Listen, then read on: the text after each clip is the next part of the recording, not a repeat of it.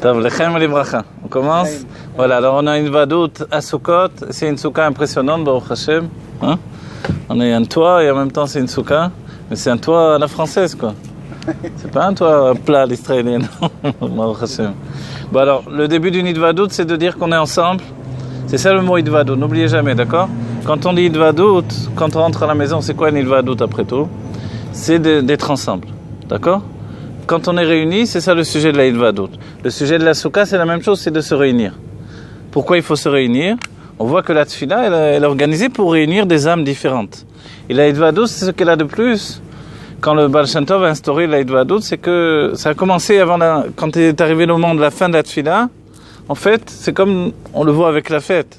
À la fin de la fête, Dieu dit, bon, vous avez passé toute la fête avec moi, venez, on passe encore un jour ensemble. Et comme ça, on fait Shmini Atzeret et on enchaîne Simchat Torah. Et en Israël, c'est les deux ensemble. Mais la Idvadout, c'est ça, c'est qu'une fois qu'on a été avec Hachem pour faire ce qu'on doit faire, les tefilot de tous les jours, Dieu nous dit, mais pourquoi tu vas courir à la maison? Reste un peu avec moi, quoi. On prolonge. Voilà, on prolonge. Et ça, c'est l'idée de Idvadout. C'est-à-dire que ce moment, c'est pas juste qu'on est venu pour prier et après on s'en va. Non, on fait le maximum de notre vie également dans la Beth Knesset. C'est-à-dire qu'on montre à Dieu que tout ce qu'on fait à la maison, on peut le faire aussi à la Beth Knesset. On mange, on boit, on s'amuse. Et on dit, parce qu'on pose la question, pourquoi il faut boire un petit peu quand même? On dit, Tova legima chez Mekaravet. On dit, en français, je crois qu'on dit une lampée. Comme ça on dit, hein? Oui, une lampée. Une lampée d'alcool, qu'est-ce qu'elle a de bien? C'est qu'elle rapproche les cœurs. Et ça, c'est beaucoup. Alors, c'est pour ça qu'il faut toujours faire les chaim et les bracha. Voilà, qu'on soit tous riches spirituellement et matériellement. Qu'on soit dans les conditions optimales pour recevoir la Géoula Amitid Vashlema. Voilà, que le Mashiach, ce soit notre action qui l'amène concrètement. C'est ce que le Rabbi attend de chacun d'entre nous. Les chaim et les bracha. Les chaim. Oh, vous n'oubliez pas la dernière on va dire, la dernière des mitzvot dans un ordre de tzivouille, d'ordonnance on va dire du Nassiador, du Navid de la Dor, je traduis, pardon, du prince de la génération, du prophète de la génération, du Mashiach de la génération, et du Mashiach Bichlal pour la venue de la Géoula, c'est que toute notre action aujourd'hui, c'est de recevoir la Géoula Amitid Vashlema. D'accord? C'est-à-dire qu'on ne peut plus vivre comme les autres générations. D'autres générations ont vécu pour eux-mêmes. Les hommes travaillaient, quand on voit les livres, on voit les comportements, etc., avec toutes les ma'alot, tous les niveaux d'élévation que chacun avait atteint. Les gens vivaient pour eux-mêmes. Aujourd'hui, quand on s'attache à Chabad, de près ou de loin, on comprend qu'il y a quelque chose qui nous pousse de l'avant. Qu'est-ce qui nous pousse de l'avant? Le fait de vivre dans un esprit de communauté. On va dire, mais d'autres aussi font des communautés. Mais là, l'idée de communauté, il est éclaté. C'est plus la petite communauté au Sfarad, au Ashkenaz, au Tunisien, au Marocain, au truc. Ceux qui n'isolent pas ça et n'annulent pas ça, évidemment. C'est une communauté qui est le peuple juif dans le monde entier. Et le Rabbi dit, tu sais quoi, rajoute aussi les Goïm. Les Goïm aussi, ils ont leur part à faire dans le travail de la Géoula. Et c'est pour ça que jamais dans d'autres générations on a été trouver les Goïm pour leur dire faites les 7 mitzvot des Bnei Noach. Et certains sont venus reprocher au Rabbi ça. Il y a des écrits où on voit que le Rabbi a répondu à des gens qui lui ont dit mais pourquoi les autres Rabbis ne se sont pas occupés de ça? Pourquoi pitom une obligation de dire aux Goïm de faire les 7 mitzvot des Bnei Noach? En quoi ça nous concerne? Certains ont dit il vaut mieux s'occuper d'abord des autres Juifs, comme si on pouvait essayer de dire ça au Rabbi. Le Rabbi s'est occupé de la terre entière et de tous les Juifs dans le monde entier. Mais bon, ceux qui ont eu la chutzpah de parler comme ça, le Rabbi a dit comment vous pouvez dire que je fais une mitzvah avant une autre?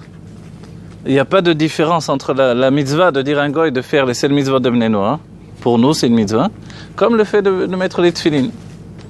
Et quand on rentre dans cette idée-là, alors on se dit dans ce cas-là, pourquoi on n'a pas fait avant? C'est ce qui a été posé au Rabbi. Le Rabbi a dit parce que le monde n'était pas prêt. Et que dans d'autres époques, quand on allait voir les goïms, on leur disait tu dois faire les 7 mitzvot, on se mettait en danger, il fallait dire la vérité. C'était dangereux d'aller voir des goïms, leur parler de ça. Ils croyaient qu'on voulait les convertir au judaïsme, et ça rentrait dans un trip dangereux pour nous. Aujourd'hui, non, au contraire. Les goïms disent ils s'intéressent à moi, finalement, c'est vrai ce que j'ai entendu, que le juif, il est la lumière pour les goïms également. Et ça, on rentre dans une nouvelle optique. Et tout ça, ça rentre avec l'idée que aujourd'hui, on reçoit la Géoula. On reçoit la Géoula, c'est quelque chose d'actif. Et c'est vrai que le temps passe et certains se découragent, mais sachez une chose, La Géoula est déjà là, elle avance de plus en plus. Il n'y a pas un seul jour où il n'y a pas eu un dévoilement de Géoula encore plus grand qui est arrivé. Le simple fait, par exemple, qu'il y ait des gens comme David Lefrançois, des coachim, qui travaillent pour renforcer les gens, etc., etc. Qu'est-ce que c'est? C'est ce que le Rabbi a dit, de faire des mashpiyim. C'est-à-dire que les goïms, on s'est arrivé à avoir un mashpiya comme nous, finalement. Vous savez que le Rabbi a demandé qu'on ait chacun un mashpiya. C'est quoi le mashpiya? C'est un coach. Je ne sais pas quoi faire, je ne sais pas comment m'en sortir de mon avodat Hashem, etc. Ça va pas, je me sens pas. J'appelle mon mashpiya, je le rencontre, et lui, il me gonfle, il me dit qu'est-ce qu'il faut faire, il m'aide. Je ne suis pas obligé d'écouter totalement, je ne suis pas obligé de me soumettre à lui, c'est pas le Rav, c'est pas une halakha. Mais il me renforce et il me donne les forces d'aller de l'avant. Et on voit que non seulement pour nous c'est bien, mais on voit que c'est bien pour le monde entier. Puisque les goïms, ceux qu'ils appellent coach, c'est un mashpiya finalement. L'idée de mashpiya, c'est influencer.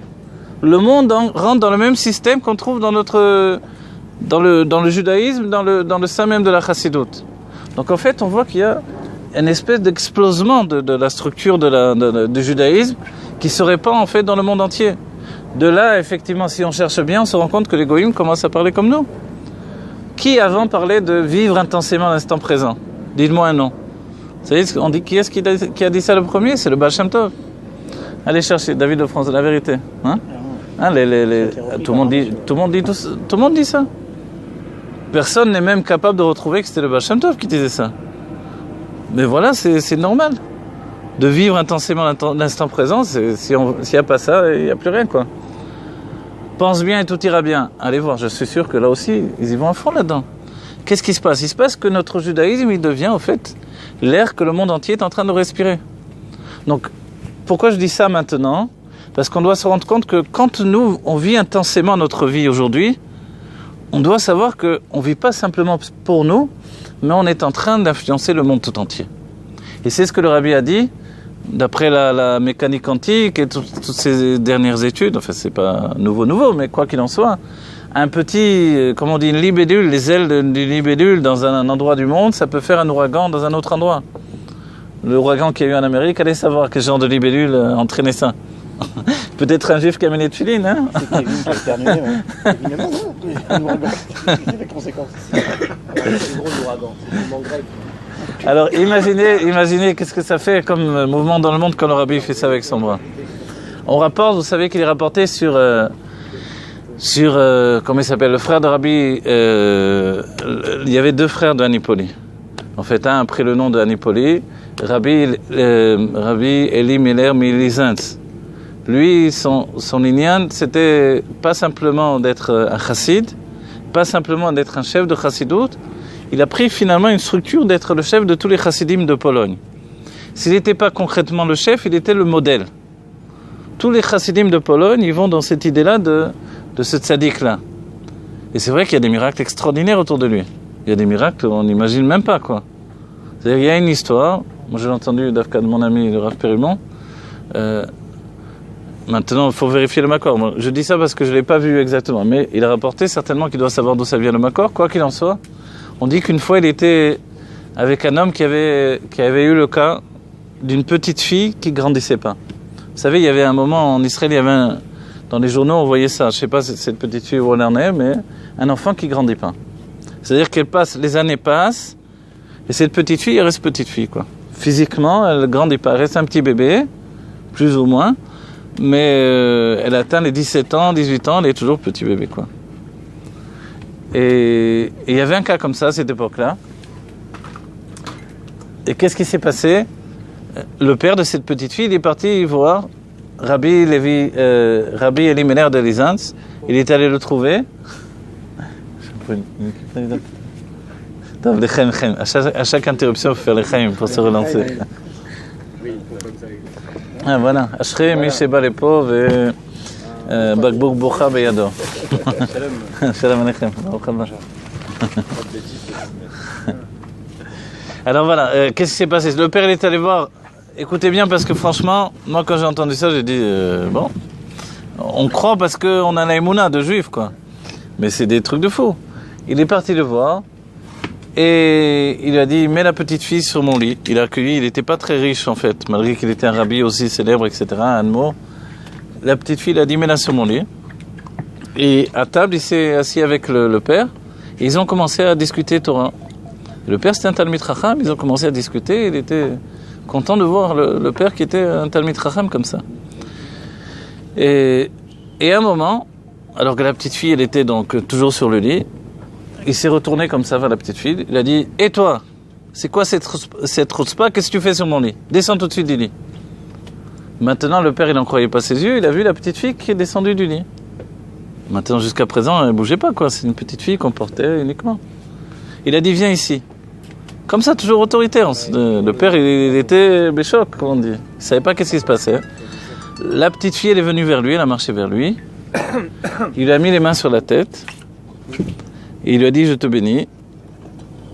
Il a élevé les mains. Maintenant, elle était toute petite, c'est-à-dire, elle était comme un petit bébé. Donc, les mains, elles étaient là. Moi, j'ai fait ça, mais les mains, elles étaient là. Les mains en bas, comme ça. Il a béni. Il a élevé les mains, il a dit « Je te bénis ». Elle a grandi devant les yeux du père, à ce niveau-là. Il a élevé les mains, il a dit « Je te bénis » encore. Et à chaque fois, la petite, elle grandissait. Jusqu'à ce qu'il lui donne la taille d'une fille qu'elle avait, de l'âge qu'elle avait réellement, 17-18 ans. Elle a grandi devant les yeux du père, qui s'est évanoui, évidemment. Et ça, c'est rapporté l'Echaim et l'Ebracha. C'est la vodka tunisienne, c'est la plus dangereuse. C'est la plus dangereuse, c'est la meilleure. Donc vous vous rendez compte d'une histoire comme ça? Vous avez bien compris? T'as maquillé ta siporasé? Non, Ah, tu vois, tu dis franchement, on va dire, tu sais que Moshe Rabbeinu, on dit que à la fois Moshe c'est un sechel, on va dire au niveau intellect humain, on va dire, ça dépasse tout ce qu'on peut approcher. Et avec ça, sans parler de l'intellect divin, hein, avec ça, il y a aussi finalement ce qui s'appelle Petit Amahamin l'école d'Ava. Tu connais ça? Petit en français ça fait petit. Mais petit en hébreu ça veut dire comme simple. Ouais, simple. Quelqu'un de simple. Sage. Oh, hein? Voilà, simple, tamim quoi. Quelqu'un de tellement simple que tout ce qu'on lui raconte, il fait pas. Ah bon? Il va pas dire ah c'est vrai cette histoire, tu te fiches de moi. Non, il croit, d'accord, pourquoi pas. C'est vrai que quand on raconte une histoire comme ça, on a dit bon, faut le voir quoi. On dit faut le voir pour le croire. Curieusement, il y a un truc avec les Juifs. Alors, Moshe, pourquoi il a reçu toute la Torah? C'est les Rébim qui rapportent ça. L'Anmoram Saïd, je l'ai vu une fois, il rapporte ça, il dit comment Moshe il a pu recevoir toute la Torah? Parce qu'il est aussi petit à l'école d'Ava. Il croit tout ce que Dieu lui dit. Jamais il dit c'est pas vrai ce que tu me racontes, c'est pas possible, ça rentre pas dans. Dieu il le dit, c'est vrai. Et en fait, ce côté-là, pour dire la vérité, on a ça dans le sang du Juif. Quand on dit Ma'amin, Ma'aminim, bnei Ma'aminim, croyant, fils de croyant, c'est qu'on croit tout ce qu'on nous dit. La preuve, Dieu nous dit, faites une cabane au commencement de l'hiver. On va pas dire, ça va, tu fais une blague. Tu nous aurais demandé en été, on aurait compris, mais il fait bon, on va sur la terrasse, se fait à la hache, c'est bien. Au commencement de l'hiver, le moment où tout le monde rentre dans les appartements, on est content, les publicités, les pyjamas, les chaussettes, les trucs, et nous on sort dans la souka, c'est gelé. Hein? Ça va pas, il y a quelque chose qui va pas. En fait, tu te rends compte que personne pose la question de dire c'est vrai, ça marche encore, ils ont pas réfléchi sur la halakha, il y a un problème ou quoi. Non, c'est ça, on est tous petits. Ouais. Hein, tu te dis, si on est à Haïti, Tahiti, ça va mieux ou quoi, non? En fait, on voit qu'il y a beaucoup de choses qu'on accepte comme ça. Et c'est pour ça que quand Dieu nous a proposé la Torah, on a dit Naaseh et après Nishma. C'est-à-dire que c'est pas qu'on veut pas comprendre, mais d'abord on dit faisons ce que Dieu nous dit, après on va comprendre. Et l'intéressant, c'est que comme dit le Rabbi Rachab, si on reçoit ce que Dieu nous dit, la compréhension est infinie. Oui, de toute façon c'est la règle, hein. Fais et après tu comprends. Voilà, fais après tu comprends. En vérité, ça nous a mis des siècles de commencer à comprendre. Il faut dire la vérité. Oui, c'est vrai. S'il n'y avait pas eu l'Admor Hazaken qui serait venu, c'est comme il dit le Ben Ishra, que le Ben Ishra il dit Rabbeinu Zalman pour l'Admor Hazaken. Il base tous ses halachot sur les halachot de l'Admor Hazaken dans le livre Ben Ishra. Et pourquoi? Parce que l'Admor Hazaken, c'est, vous savez, le Shulchan Aruch de l'Admor Hazaken, on peut se dire pourquoi il y a besoin d'un autre Shulchan Aruch? Il y en a qui n'aiment pas ça. J'entends des fois les Sfaradim qui disent pourquoi ils ont un autre Shulchan Aruch. Déjà, les tefilines, ils ont un ktav différent, le talit n'est pas pareil, les nœuds, c'est pas les mêmes, le truc. Ils ont pas de péote. Qu'est-ce que c'est, ces chassidim, ils veulent tout différent. Même un nouveau Shulchan Aruch. Alors, en fait, le Maguide de Mezrich a demandé à l'Admor Hazaken d'écrire un Shulchan Aruch pour rentrer les décisions des Acharonim, c'est-à-dire des derniers décisionnaires. Avec ça aussi, il y a une particularité, c'est que c'est le seul Shulchan Aruch qui dit le Tam. Il dit l'explication des mitzvot aussi. Pas toutes les explications, comme un livre qui s'étend dans les moins détails, mais c'est le seul Shulchan Aruch où on voit qu'il y a une notion d'explication des mitzvot, ce qui n'existait pas avant. Et une autre chose également, c'est que c'est la première fois où on voit intégrer dans le Shulchan Aruch également la vie du Zohar. C'est pour ça qu'il y a deux Mahadorot. Vous savez comment, je ne sais pas comment on dit en français deux Mahadorot, mais vous savez, comme un livre avec deux versions comme ça. Il y a une première version avec en rapportant également les décisions du Zohar, et une deuxième version où c'est moins intégré dans le texte. Mais l'idée, elle est là. Quand le Ben Ishraï il a fait son Shulchan Aruch, dans son livre Ben Ishraï, son livre de Halachot, qui est à la fois des Halachot et des Sipurim à la fois, c'est un livre merveilleux. Quand il a trouvé le livre de l'Admor HaZaken, il s'est basé dessus. Parce que c'était la première fois qu'on voyait également un Rav qui intégrait toutes ces notions. Les derniers commentateurs, et également le Tamé à Mitzvot, l'explication des Mitzvot. Et ça, c'est un chemin moderne en vérité. Pourquoi ? Parce que pendant des siècles, on a fait les Mitzvot sans demander pourquoi.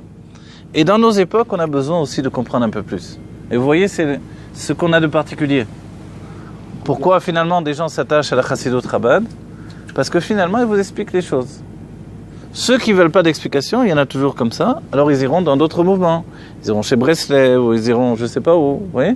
C'est-à-dire on prend d'autres mouvements parce que notre âme, elle a besoin. Mais une âme qui a besoin d'explication, elle vient trouver les enseignements de l'Admor HaZaken et de tous ses successeurs. Et c'est ça le délire de la Chassidut Chabad. Il y a un livre, le Tzemar Tzedek, il a écrit tout un livre pour expliquer les halachot. Vous savez, il y a des siècles en arrière, quand le Rambam a écrit le Moreh Nevuchim, il a écrit le Guide des égarés ou des perplexes, ça dépend comment on traduit, ben, les sages, ils ont brûlé ce livre. Ils ont brûlé, ils lui ont fait la guerre, ils lui ont demandé s'il était devenu fou. Pourquoi ? Parce que c'était la première fois où on commençait à parler de la raison intellectuelle des mitzvot. Et le monde n'était pas prêt à ça. Le monde était dans un système de naasé, on fait, c'est tout. Comprendre, qui va comprendre ? Laisse aux grands sages de comprendre, ils se cassent la tête, ils étudient tout. Forcément, ils finissent par comprendre. Mais moi, j'arrive, je fais tchouva, le lendemain, je veux comprendre, je dis, désolé. Tu n'as pas besoin de comprendre, fais ce qu'on te dit. Et c'est comme ça, nos grands-pères, nos arrière-grands-pères, qui faisaient les tfilotes par cœur, ils connaissaient par cœur, mais ils ne savaient pas. Ni ils savaient ce qu'ils disaient, ni ils savaient pourquoi ils faisaient les choses. Mais ça ne les empêchait pas de faire. Aujourd'hui, on a besoin de comprendre.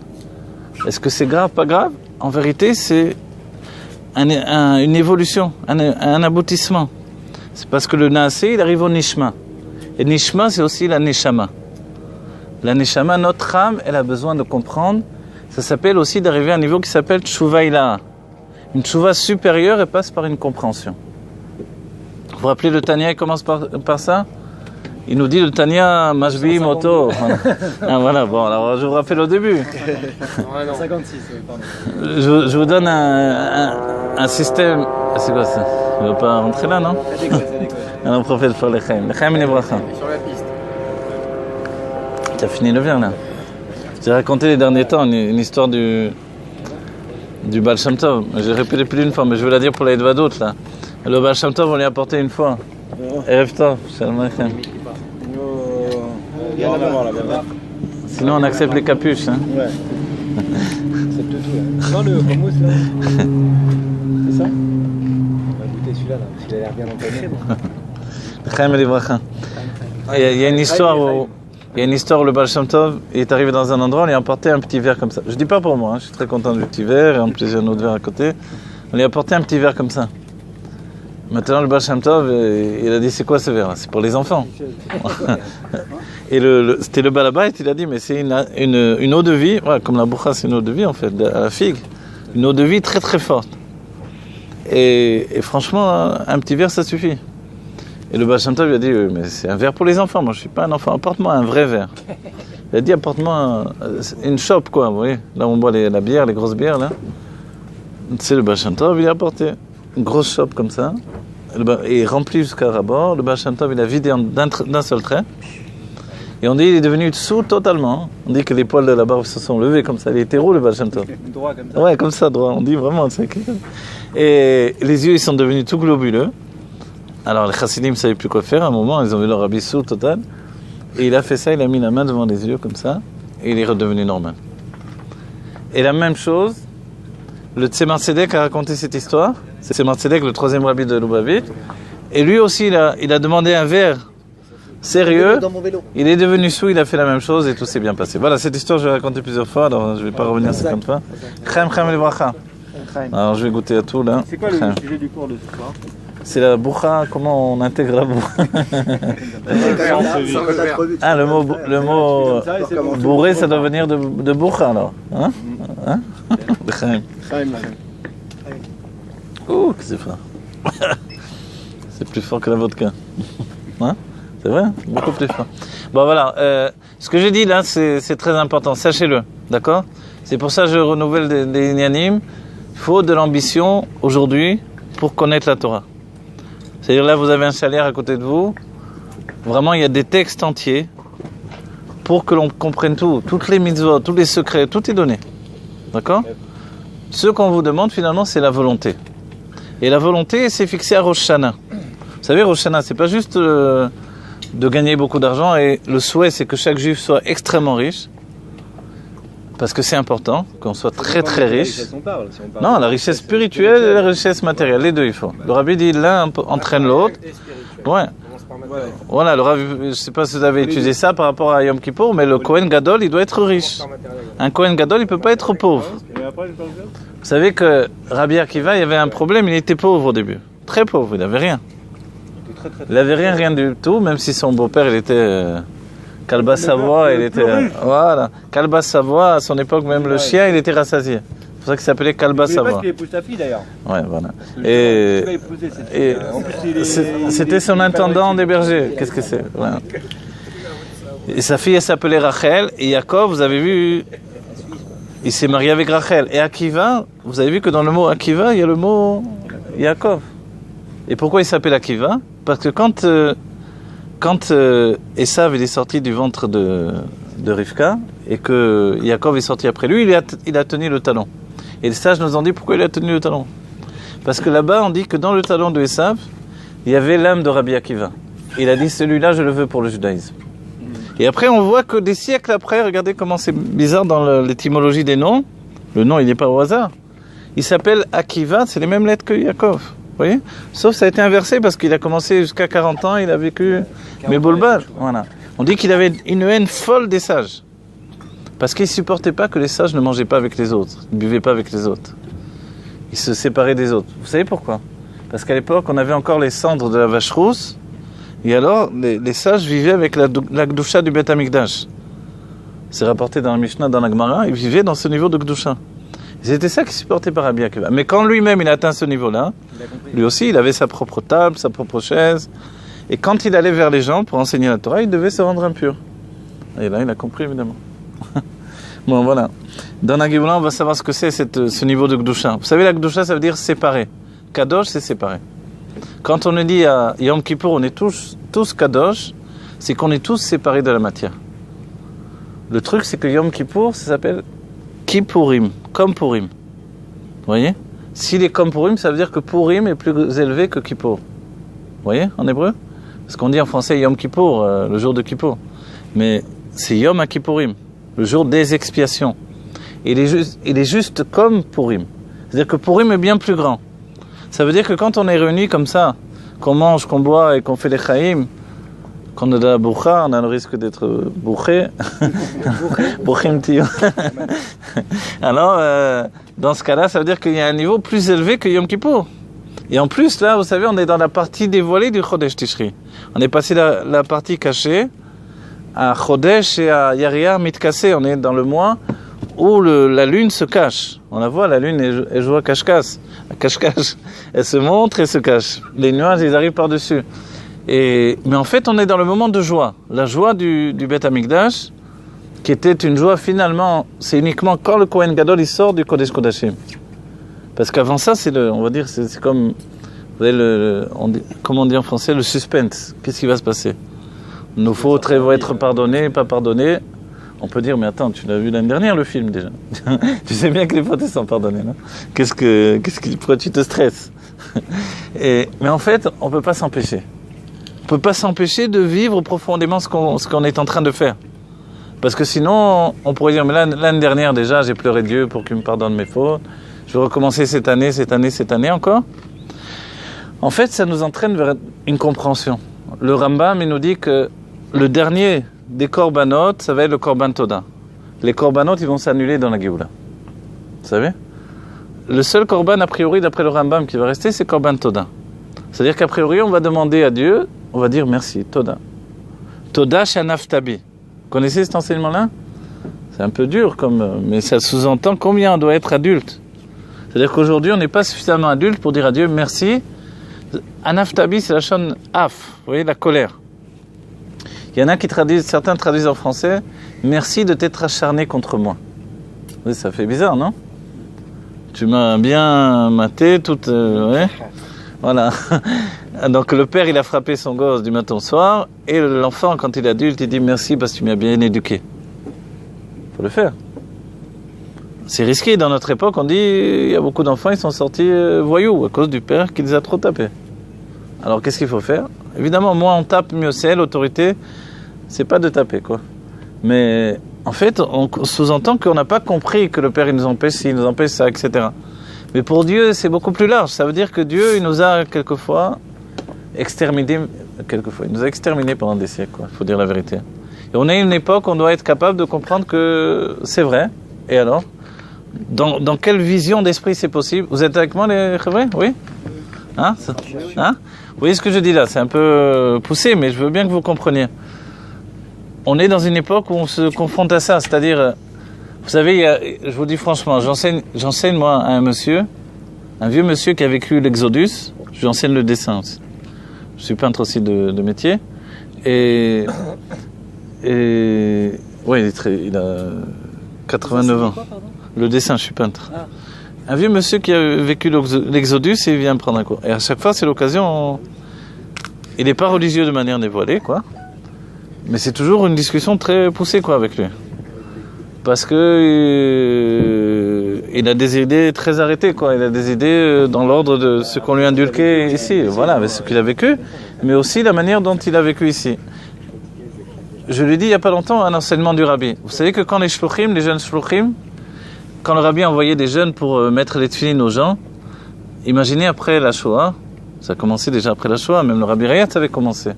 Mais la mitzvah des tefilines, c'est après vraiment répandu. Au début, les shluchim du rabbi Rayat, ils se montraient juste, ils allaient dans des endroits pour se montrer. C'est-à-dire que des shluchim sont partis dans des villages perdus en Amérique, et ils sont revenus, ils ne savaient pas trop ce qu'ils avaient fait. Ils ont dit au Rabbi Rayat, désolé, en vérité, il semble qu'on a perdu du temps, quoi. On aurait pu rester là, étudier. Le Rabbi Rayat leur a dit, vous vous rendez pas compte que vous êtes passés dans des endroits où il y a des Juifs qui vous ont vu, avec vos chapeaux, avec vos barbes, et qui se sont rappelés de leur grand-père, de leur arrière-grand-père. Et vous croyez que ça n'a pas eu une influence ? Ça a eu une influence. Et c'est comme ça qu'on commence des révolutions. La révolution du judaïsme, en fait. Vous voyez ? C'est une révolution. Le judaïsme aujourd'hui, c'est déclarer que je suis juif. Après la guerre, ça voulait dire me cacher parce que de peur qu'on découvre que je suis juif. Donc aujourd'hui, c'est déclarer mon judaïsme. Je suis juif et en fait, je démontre tout ce que j'ai à offrir au monde.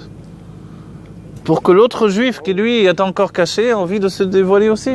C'est pour ça que le rabbi a dit même pour les femmes juives, religieuses, d'être belles pour donner envie aux autres femmes d'être aussi des femmes juives religieuses belles. Donc c'est un enseignement. C'est-à-dire on ne cache plus son judaïsme, on l'exprime. Ouais. Wonder Woman. Ou, voilà, c'est vrai. Notamment, elle habitait à Neve Tzedek. C'est ça. Bientôt là, son mari a vendu son hôtel, Versailles. Ah bon, d'accord. Baruch Hashem. 120 millions de shekels. Ah bon, mais très bien. Mais aujourd'hui, souvenez-vous alors. Les parenthèses. Voilà, les parenthèses pour l'actualité immédiate. Wonder Woman, moi j'ai travaillé un peu dans la bande dessinée pendant des années. Tous ces sujets-là, c'était pas aussi facile que ça. Quand ils ont fait Wonder Woman au début dans la bande dessinée, ça a fait un gros scandale. Déjà, les super-héros, c'était pas toujours bien accueilli au début. au début, après, pendant la guerre, etc., ça donnait un grand punch, etc. Le Superman, on dit que c'est des Juifs qui ont inventé Superman. Et la grande équipe qui ont fait les super-héros, il y avait beaucoup de Juifs, ils parlaient yiddish. Ouais, c'était un Ashkénaze, ouais. Et ils parlaient yiddish. Tout ça, c'est tout un groupe de Juifs qui voulaient sortir de l'étreinte de l'enfermement de la galoute, quoi. De la Shoah, de tous ces sujets-là. Donc pour sortir de ça, ils ont imaginé comment concrétiser finalement l'idée du Mashiach dans la réalité. Et à l'époque, ils ont trouvé que ça, Superman. Avec des super pouvoirs. Mais le Rabbi nous a donné un enseignement important. Il nous a dit que si on dévoile le Aleph dans la Gola elle devient Géoula. Donc en fait, au lieu de mettre un S là, il faut mettre un Aleph et on devient nous-mêmes un Superman. Vous comprenez ce que ça veut dire? C'est-à-dire que le Ben Adam, il a beau être marocain, tunisien, ashkénaze, polonais, je sais pas quoi, hongrois. S'il met un Aleph ici, il dévoile un grand Aleph, tout change quoi. C'est une transformation totale. Et Aleph, c'est Alofo chez l'Olam. Et en fait, on nous dit dévoile le côté divin qui est en toi. Vous voyez? Et là, il y a une transformation incroyable qui peut se passer en nous. Et c'est ça le chidouche vraiment de notre génération. On quitte plus ce monde où on se trouve. On est dans un monde où on fuit plus de l'exil, on rentre dans l'exil et on le transforme et on en fait une Géoula. Et ça, c'est extraordinaire. C'est la seule génération qui est capable de faire ça, qui peut se confronter avec cette situation-là. Et c'est vous tous, sachez, chacun d'entre nous. Le Rabbi, vraiment, il a fait... Vous connaissez cette image de l'Amérique pour enrôler les gens pour partir à la guerre, là, Oncle Sam, c'est ça comme ça il s'appelle, hein? Avec la barbiche, là, voilà, yo, voilà. Le Rabbi, il a fait la même chose. Le Rabbi a dit, on rentre dans un pays, on prend le système. Il a dit, toi, tu peux apporter la Géoula, toi. C'est-à-dire, vous savez, quand quelqu'un, des fois, il vous fait coucou comme ça, vous marchez dans la rue, une belle fille, elle fait comme ça, vous vous sentez mal, là. C'est à moi. Surtout vous êtes avec... Si vous êtes avec votre femme, vous êtes encore plus gêné, alors là. En principe, il y a quelqu'un derrière, en principe. Donc voilà. En fait, le Rabbi dit, tu peux pas attendre que ce soit l'autre à côté de toi. Oui. De la même manière, quand tu as fait ta chanoun, c'était sur toi, là. Tu n'as pas fait sur le voisin. Il y en a qui font sur le voisin, mais si tu as fait sur toi, tu as sorti la poussière qu'il y avait là, des siècles de fautes. Maintenant, tu as envie de dire merci à Dieu. Tu as envie de dire merci pour tout ça, parce que j'ai compris, tout ça, on a construit pendant des siècles le Kéli de la Géoula, le réceptacle de la Géoula. Vous comprenez? Et ça, c'est extraordinaire. Chacun dans l'endroit où on est, dans le sujet que l'on a, dans la situation où on est un chalier de Dieu.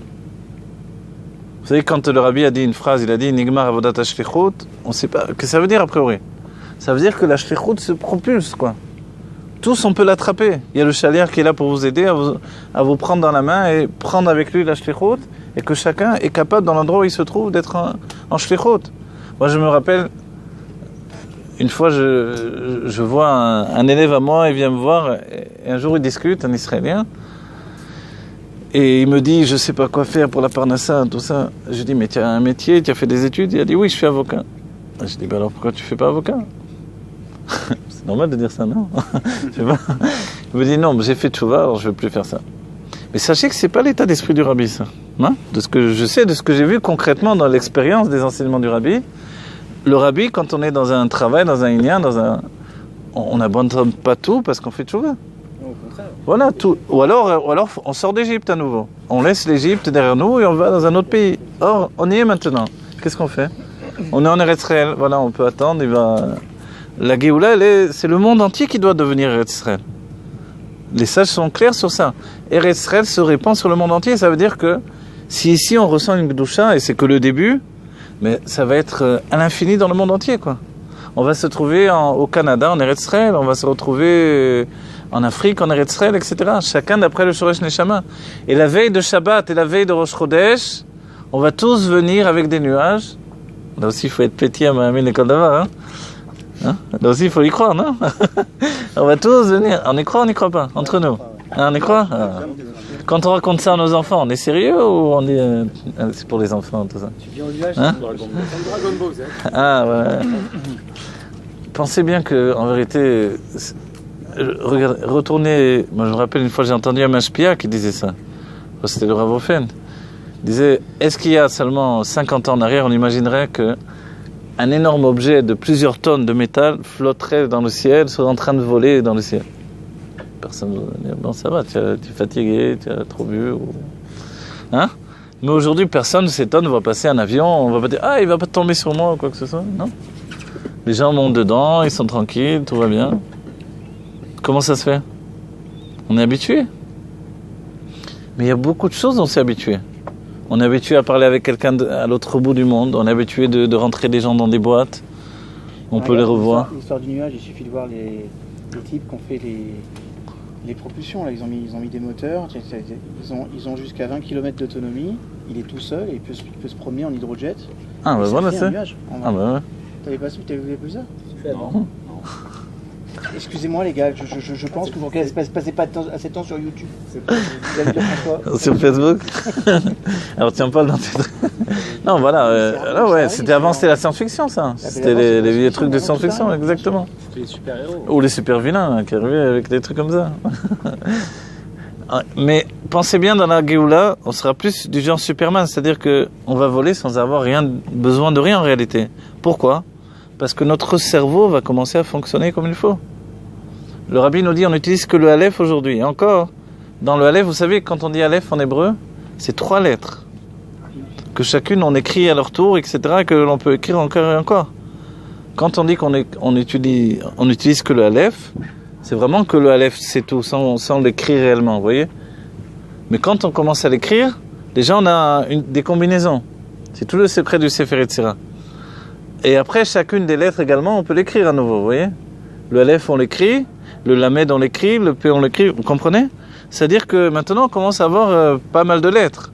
Si le cerveau il fonctionne avec ces lettres, c'est-à-dire qu'il commence à avoir pas mal de combinaisons. Maintenant, on rajoute le Bet. Le Bet, c'est une maison. La maison, ça veut dire beaucoup de choses, etc., etc. Et le rabbi nous dit, dans la Géoula, on va avoir un niveau progressif de rajout de toutes les lettres du Aleph Bet, qui vont faire que notre cerveau va fonctionner dans un niveau qu'on n'a jamais... On n'a même pas eu idée des possibilités de fonctionnement de notre cerveau. Donc forcément, on va traverser les murs, on va voler dans le ciel, on va pouvoir aller d'un autre côté, à l'autre bout du monde, aller sous l'eau sans avoir besoin d'une bouteille d'oxygène. La base de tout ça, sachez, c'est pas simplement la transformation du cerveau, mais le cerveau va se transformer parce que on va voir Atzmut ou Maout. On va voir l'essence de Dieu qui va se dévoiler. C'est-à-dire qu'aujourd'hui, quand je vois quelqu'un autour de lui, je vois le décor. Mais dans la Géoula, je vais commencer à voir cette personne avec les noms divins qui le composent. Et autour de lui, je vais voir les noms divins qui l'entourent. On a étudié dans Tania. Ouais, voilà. C'est tous les, voilà. Vous êtes dans Shara Yichud Ve'emunah. Voilà. Tout le secret de Shara Yichud Ve'emunah, c'est ça. C'est-à-dire que Shamaim, c'est vraiment les lettres Shamaim, quoi. C'est-à-dire qu'on est dans un livre que Dieu a écrit. Et dans le livre le Tafresh en Bet, à la fin, le 3e livre, à la fin, il dit qu'en fait, Dieu n'a pas encore créé le monde. Il est encore dans la réflexion, ça s'appelle l'évaluation de la création du monde. C'est pour ça que tout est en mouvement. Les 6000 premières années, c'est l'évaluation. En fait, c'est l'évaluation. Le monde concret, c'est le monde de la Géoula. C'est là où on passe un stade de réalité. Parce que tant que le monde est juste dans un monde de perception, vous voyez, on perçoit le monde. Mais tant qu'on ne voit pas le créateur, c'est juste une perception. C'est-à-dire, tant qu'on ne sait pas comment ça fonctionne, finalement, c'est très subjectif à chacun d'entre nous. Et selon les kelim que l'on a, on est différent. On est enfant, on voit un monde d'une manière. Moi, je donne cet exemple. Chacun d'entre vous devait avoir un exemple comme ça. Quand j'étais petit, je me rappelle, je voyais un endroit où je jouais avec mes frères et sœurs. Je voyais l'endroit, il était très grand. Il m'est arrivé un jour, des années après, de retourner à l'endroit. Je suis resté étonné, c'était un endroit, c'est-à-dire c'était un endroit dehors, à côté d'un mur, comme ça, à côté d'un champ. Mais il était tout petit. Et dans ma tête, il était immense cet endroit. C'est-à-dire que l'enfant, il a une projection de la réalité qui n'est pas vécue de la même manière. Qui est différente. Voilà, qui est différente. Et ça, cette réalité qui est en fait ma perception, elle est très différente des uns et des autres. Les aveugles n'ont pas la même réalité que nous.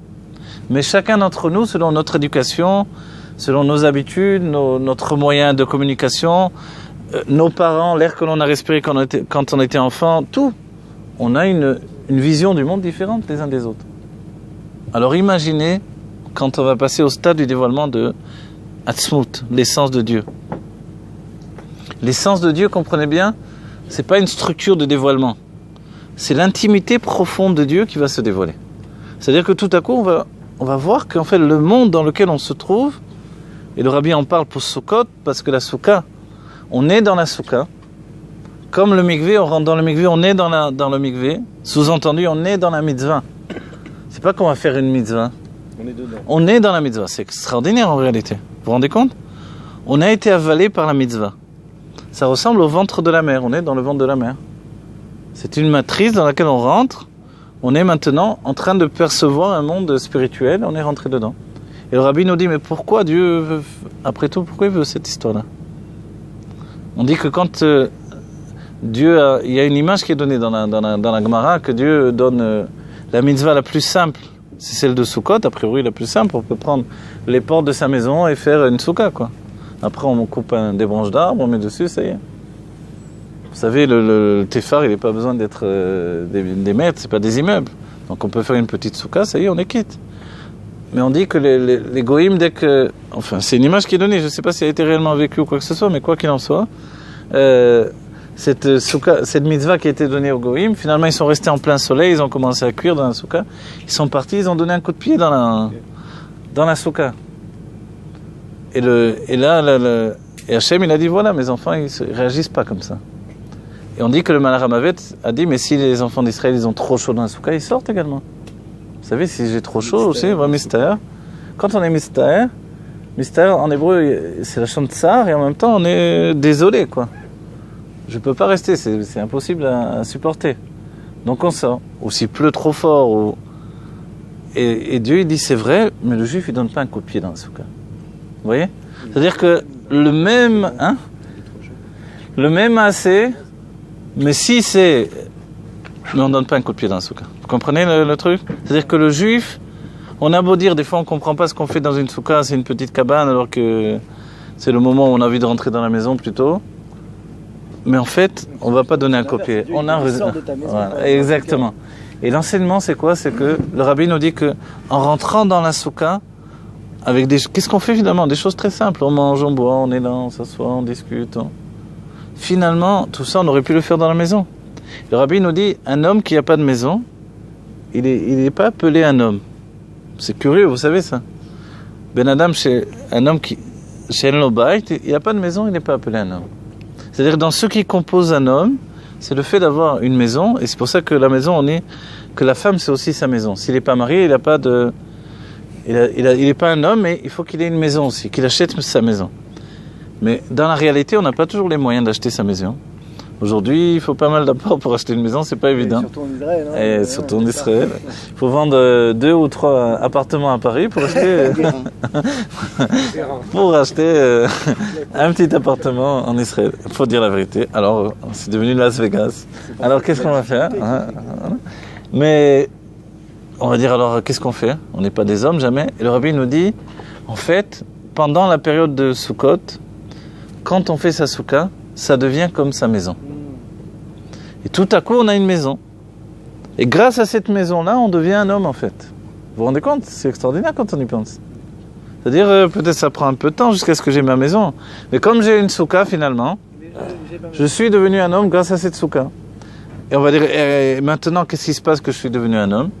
En fait, le Rabbi nous dit, toutes ces petites choses que je fais dans la soukha, qui a priori sont banales, quoi. J'ai pas l'impression que je fais une mitzvah quand je mange, je bois, je truc.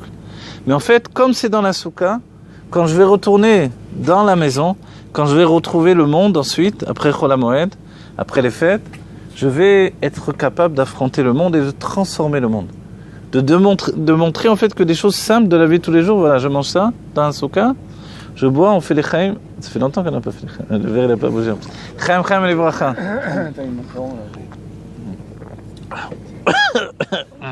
Oh là.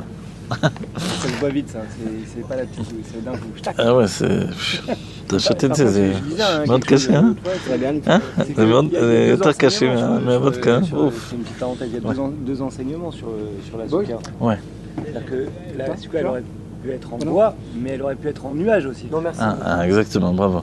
Je parlais des nuages tout à l'heure. Ouais, voilà, c'est vrai. C'est vrai que quand on parle des Sukkot, les chaim, les bracha, qu'on est vraiment que du Shefa Bracha Vatzlacha, que tous les Juifs ils aient leur maison concrètement des grandes maisons, des maisons de Shefa, Bracha Ve'atzlacha. Et dans la Géoula, on sera comme les Juifs qui sont rentrés en Eretz Israël. On avait tous notre maison avec notre figuier, la petite rivière devant. C'est comme ça qu'il dit, hein. Vous savez, c'est extraordinaire. Vous voyez l'histoire c'est le seul peuple où c'est passé comme ça, quoi. On nous a rentré la figue, le figuier. Je sais pas, c'est un lien de bien-être, hein. Kol echad mitchat chacun. Ah ouais, la figue. Ah ouais, mais voilà, pourquoi j'ai été tout de suite influencé. Désolé. Une grande réussite alors à chacun. Et ceux qui ont déjà la réussite, que ça soit au-delà de tout alors. Comme il dit le Rabbi Morash, et ce soir c'est dit au Rabbi Morash, que même quand on a le bien, que ça ne soit pas un empêchement de demander mieux. Voilà, les chaim, concrètement. Bon.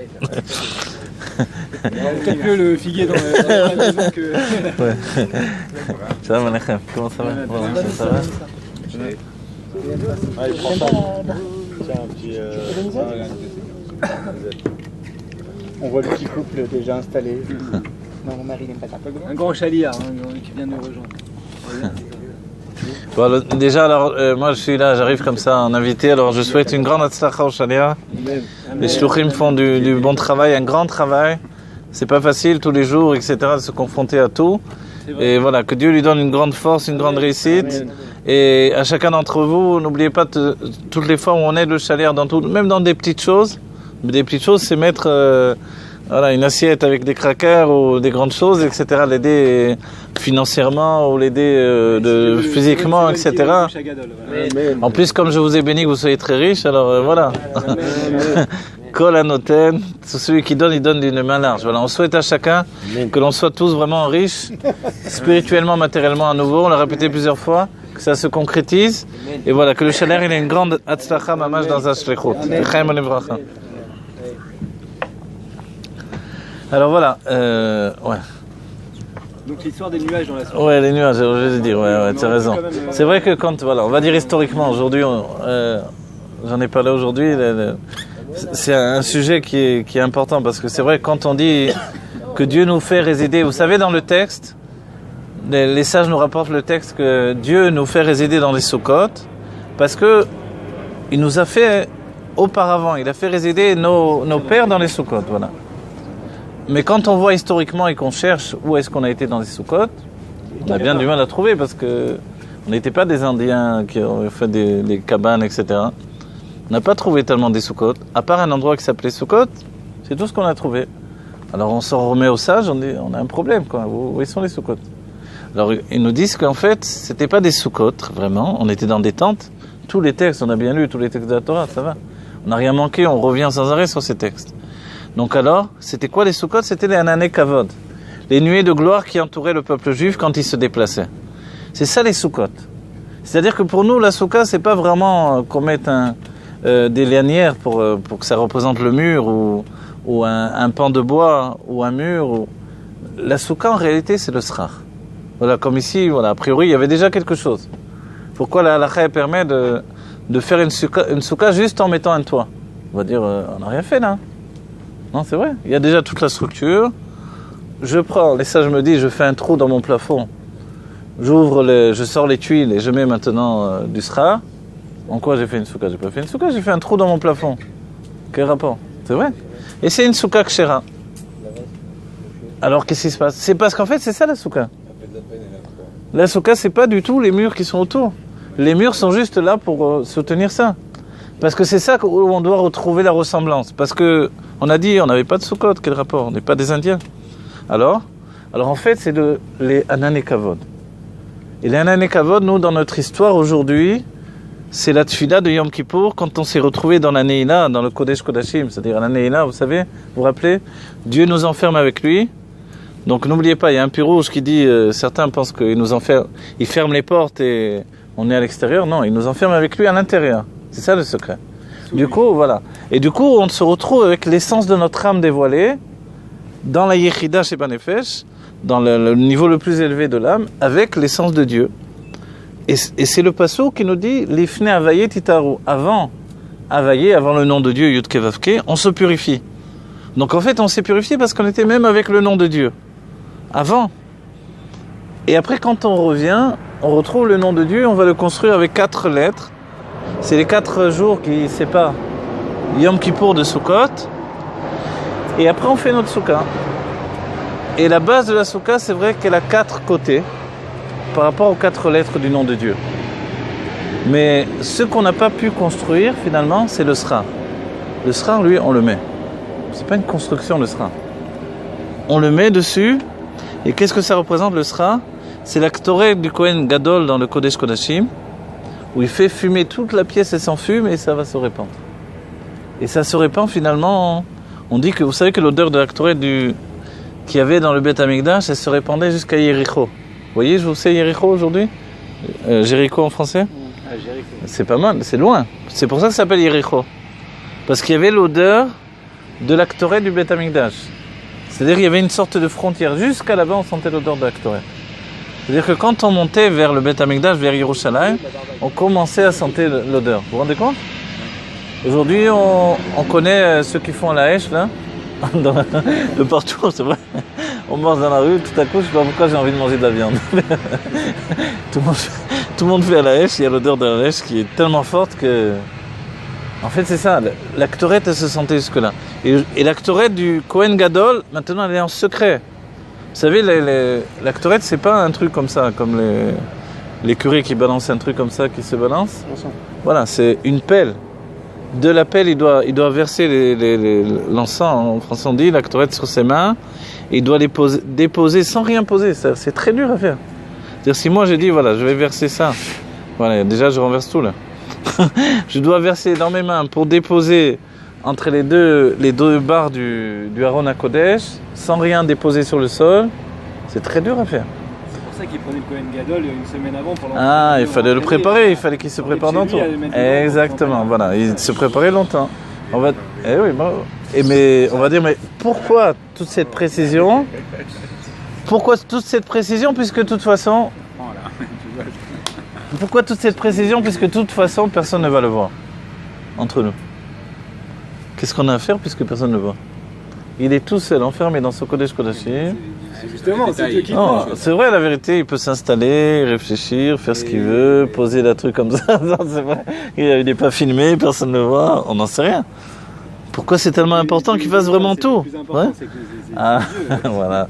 Parce qu'en fait, ça va après se répandre sur tout le peuple juif. Dieu ne va pas le répondre s'il fait n'importe quoi. Voilà. Et que ça va devenir le Srar de notre Souka. Et toute la Gdusha qui vient de notre Souka, elle vient de ce moment-là. Mais seulement là-bas, c'était le moment caché.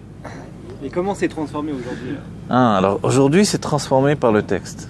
Quand on lit tous les textes, et c'est pour ça qu'à Yom Kippour, on se demande pourquoi on a besoin de lire tant de textes. Pourquoi dans toutes les traditions, que ce soit Sfarad, Ashkenaz, il y a énormément de textes. C'est quasi Hein? pareil les textes. Hein. C'est juste les chants. Non, il y a un peu de rajout à droite, à gauche, etc. Ça dépend des... Mais pourquoi tant de textes alors? Parce qu'on doit remplacer tout le maasé par des textes. Voilà. Et que le texte prend la valeur de l'action. Et que finalement, toute la Gdusha de notre Souka, ça vient de là. Et la Souka, elle va nous permettre de vivre dans la Gdusha pendant 7 jours. Et ces 7 jours, n'oubliez pas, c'est 7 jours de la semaine, qui correspondent aux 7 jours de la création en fait. Ça représente les 7 mesures des sentiments. C'est-à-dire qu'on est en train de faire un tikkun, une réparation de nos sentiments. On rentre la Gdusha dans nos sentiments. Tu entends, Tzadik? Tu sais qu'on rentre la Gdusha dans nos sentiments. On prend imaginez, on rentre à nouveau dans le ventre de la mer. C'est comme la Bina, c'est comme le mikvé. C'est une mitzvah, on rentre dedans. Et en fait, ça rentre dedans de nous. Ça construit de nouveau nos sentiments. Comme on l'a fait à Pessah avec la Sfirat HaOmer.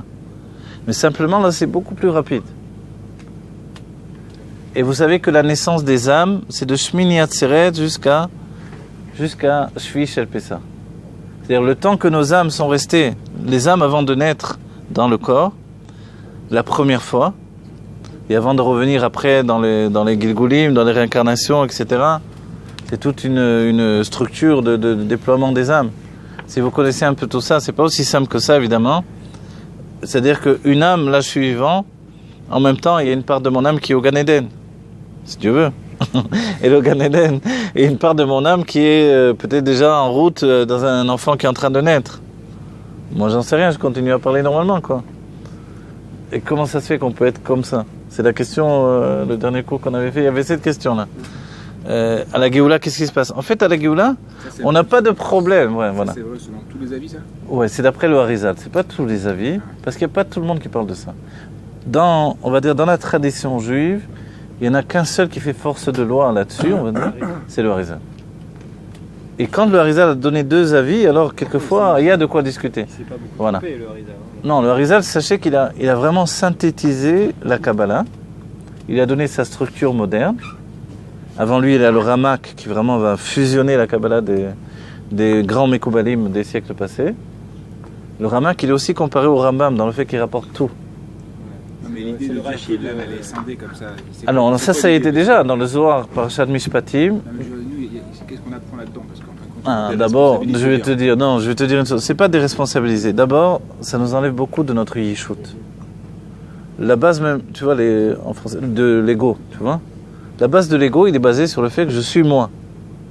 Quand on te dit que tu es toi dans ta vision des choses, mais peut-être que lui, il a un peu de moi en lui et que je sais pas, tu vois. Et en plus, vous vous rappelez la dernière fois, je vous ai dit un élément, c'est que quelquefois, quand moi, j'y arrive pas avec une partie de mon âme qui est trop difficile à élever, Dieu il me l'enlève, il la donne à quelqu'un d'autre qui arrive mieux. Et comme je ne peux pas rester comme un gruyère, il faut boucher le trou. Il prend de quelqu'un d'autre un autre niveau d'âme. Par exemple, le roi, j'y arrive pas. Le roi, c'est les sentiments divins. Je voudrais vraiment avoir un amour du peuple juif plus grand, mais des fois, voilà, le voisin, il m'a pris la tête, et je m'emporte. J'arrive pas, quoi. En plus, je travaille sur moi, je fais de mon mieux. Dieu, il voit que je fais de mon mieux quand même, mais que je suis trop chaud, quoi, de nature. Alors, il peut faire. C'est le Harizal qui dit ça, sinon je ne vous dirais pas ça. Alors, il enlève une part de mon âme. Le roi, une part. Alors, il me reste toutes les autres parties. Il y a Nefesh, Roi, Neshama, Chaye, Yechida, avec chacun qui contient tous les niveaux. Nefesh, Roi, Neshama, Chaye, Yechida. En attendant, je ne suis pas vide, je suis toujours vivant, parce que les autres parties sont là. Il donne à quelqu'un d'autre qui, lui, va réussir, parce qu'il est plus élevé, il est plus calme, par exemple. En attendant, il me donne un niveau inférieur de quelqu'un d'autre, avec lequel je peux, moi, arriver à vivre. Et pour l'autre, c'était trop difficile, alors il me le donne à moi. C'est dingue, hein? C'est là où on dit Israël Arevim. Voilà, Israël Arevim Zelazé. Et des fois même, il utilise les guérim. Un guerre, il arrive. Il y a deux sortes de guérim. Il y en a un qui retrouve sa neshama. D'après Rabbi Moshe Zakuta, c'est un guerre tzedek. Il avait une neshama juive qu'il a perdue dans les fautes. Il revient en Gilgoul, dans le minéral, végétal, animal. Il revient dans un homme, dans un goy. Et après, seulement dans un guerre, un étranger. C'est pas pareil, ouais, mais on voit, il y a des cycles. Il retrouve son âme, il y a deux sortes. Et après, il y a un autre qui arrive, et il n'a pas la structure d'une âme juive totale. Il a le nefesh, mais il manque beaucoup d'éléments. Alors Dieu va lui donner des niveaux d'âme des autres juifs qui n'arrivent pas à travailler avec. Ils n'arrivent pas à fonctionner, c'est trop difficile. À nouveau, c'est le Harizal et le Zohar par Shad Mishpatim. Alors, Dieu lui donne à celui-là ce qui lui manque, donc il obtient une neshama complète, qui ne lui appartient pas en vérité, mais il travaille pour les autres. Et comme il est tout neuf, il arrive, il se donne de toutes ses forces. Et les autres, en quoi c'est bon pour eux? Les autres, il est en train de travailler pour eux. Oui, mais quand on est jugé après 120 ans, et oui, quand on est jugé oui. après 120 ans, c'est l'âme qui est jugée, c'est pas le corps. Le corps est disparu, on fait pas. C'est quelle âme qui est jugée? Si l'âme, non, alors le corps disparaît. Si l'âme, elle s'est baladée d'un corps à l'autre. Alors n'oubliez pas, il y a un passou qui est très important. Israël Arevim Zelazé. D'accord? En fait, on n'est jamais jugé tout seul, c'est faux cette histoire-là. On est jugé tous ensemble. En plus, sachez que le jugement de la fin des temps, il n'y aura pas. Le Rabbi dit clairement. Le Rabbi dit, les sages ont statué qu'on a été jugé pendant des siècles. On a suffisamment pris dans la tête, ça suffit. Le jugement de la fin des temps, tous les sages s'accordent que c'est pour les goïms, c'est-à-dire les sonnés Israël. Il y a des gens sur la terre qui sont venus que pour faire du mal aux autres. On entend, malheureusement, ça existe encore. C'est Mashiach ou maintenant? C'est maintenant, et Mashiach, si tu veux, on est dans un cycle d'évolution du Mashiach continuel, là, tu vois. On est dans les jours du Mashiach. Voilà. Non, c'est-à-dire que, tu vois, de plus en plus, on est dans une génération où ce qui est secret, voilà, ce qui est secret se dévoile au grand jour. Tu vois, on juge les présidents, on a un Rosh HaMemshala qui est en prison, non? Oui. Olmert, il est parti en prison. On avait vu dans des époques passées un truc pareil, quoi. C'est extraordinaire en réalité. Non? Bon, c'est vrai, c'est Inyan de Emet, il est sorti. Bon, mais il est quand même... voilà, donc disons que on est dans une génération où les choses cachées se dévoilent petit à petit. Je ne vous dis pas que le Yetzer Hara qu'on a au quotidien, etc., il doit apparaître au grand jour, c'est pas de ça qu'on parle. Mais il y a une phrase dans le Sefer Daniel qui dit que Yirshu Rishaim, vous connaissez cette phrase ?